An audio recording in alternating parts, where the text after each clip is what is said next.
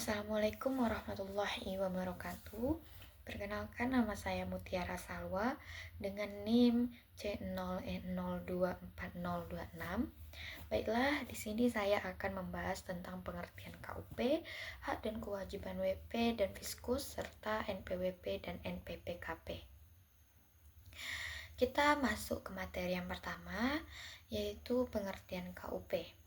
Nah, pengertian KUP atau ketentuan umum dan tata cara perpajakan adalah hukum formal yang mengatur tata cara pelaksanaan pemungutan pajak oleh negara. KUP menjadi dasar bagaimana si wajib pajak ini memenuhi hak dan kewajiban perpajakannya. Ada dasar hukum dari KUP ini. Dasar hukumnya antara lain yang pertama ada di Undang-Undang Nomor 28 Tahun 2007. Yang kedua ada Undang-Undang Nomor 36 Tahun 2008. Lalu yang ketiga ada Undang-Undang Nomor 42 Tahun 2009. Nah, selanjutnya ada jenis wajib pajak.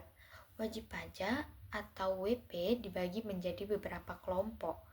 Yang pertama ada wajib pajak orang pribadi, yaitu yang punya penghasilan dari usaha, dari pekerjaan bebas, dari pekerjaan tetap. Lalu yang kedua ada wajib pajak badan. Nah, termasuk yang bekerja di BUMN, BUMD, PT, CV, koperasi, yayasan, dana pensiun, organisasi sosial, politik, dan lainnya. Instansi pemerintah sebagai pemungut pajak seperti kepemerintahan, kementerian, pemerintah daerah, BLU, dan BULD berdasarkan tempat pendaftarannya. Nah, yang ketiga ada wajib pajak domisili, yang keempat wajib pajak pusat, dan yang kelima wajib pajak cabang. Lalu yang keenam wajib pajak orang pribadi tertentu. Nah, selanjutnya ada hak dan kewajiban wajib pajak. Menurut PMK 243, WP dikecualikan dari SPT, yaitu tidak punya usaha atau pekerjaan bebas, penghasilan lainnya di bawah PTKP atau penghasilan tidak kena pajak. Ada 10 wajib pajak. Yang pertama, hak atas pengembalian kelebihan pajak atau restitusi. Kedua, hak kerahasiaan data perpajakan.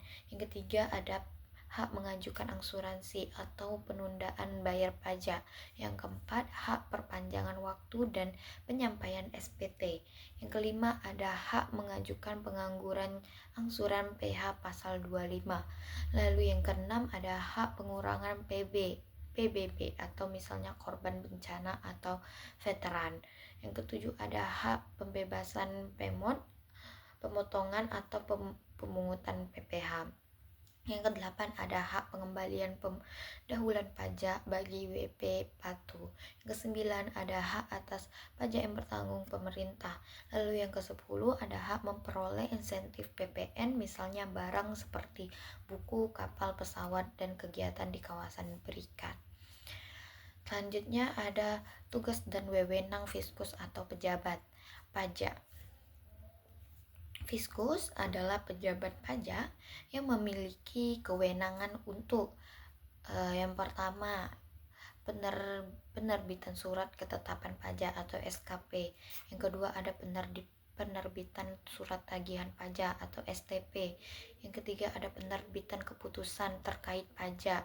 Yang keempat ada melakukan pemeriksaan pajak. Lalu yang kelima ada melakukan penyenggelangan dokumen atau tempat usahanya. Yang keenam ada pengangkatan pejabat atau jurusita pajak. Lalu ada wewenang penyidik pajak, dapat melakukan menyelidikkan penangkapan, penggeledahan, penyitaan hingga pemeriksaan tersangka dan saksi dalam kasus tindak pidana perpajakan. Lalu selanjutnya ada hak mendahului negara.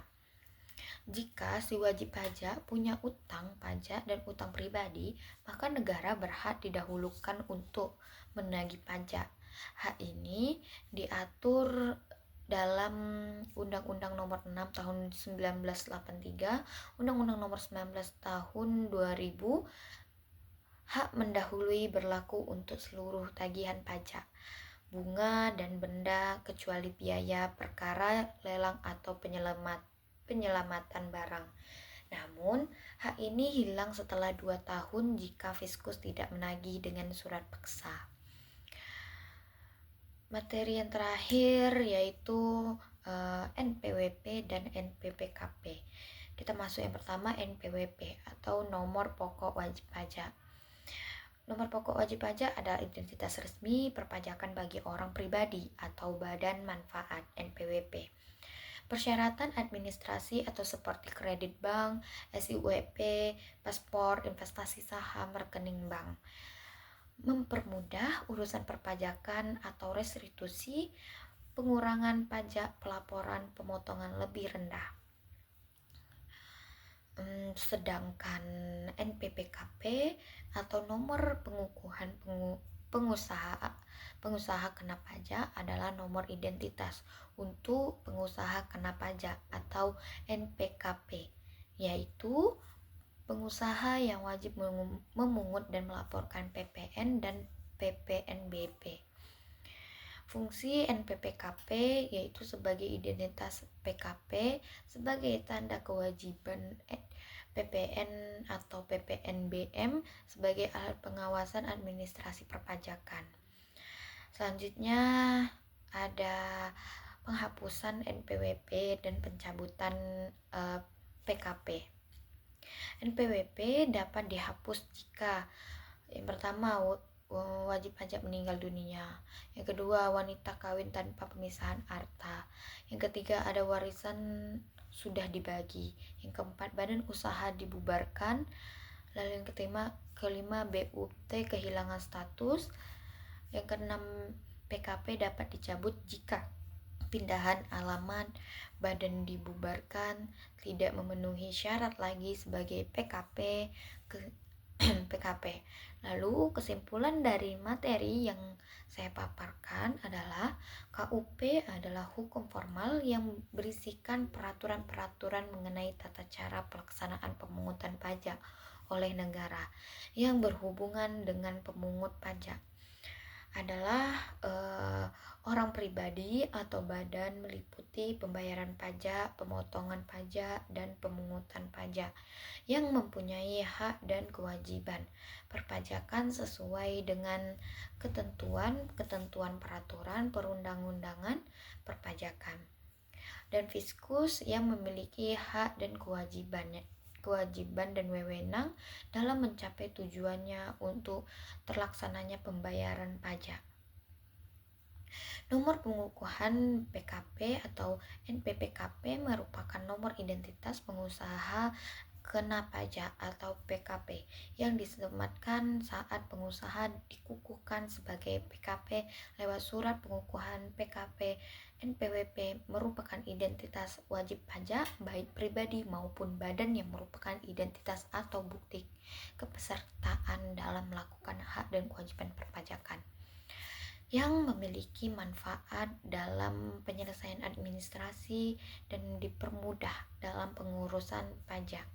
Setiap orang yang dengan sengaja tidak mendaftarkan diri atau menyalahgunakan atau menggunakan tanpa hak NPWP atau pengukuhan PKP sehingga dapat merugikan pada pendapatan negara dipidana dengan pidana penjara paling lama 6 tahun dan denda paling tinggi 4 kali jumlah pajak terutang yang tidak atau kurang bayar. Nah, sekian materi yang dapat saya sampaikan. Saya akhiri. Wassalamualaikum warahmatullahi wabarakatuh.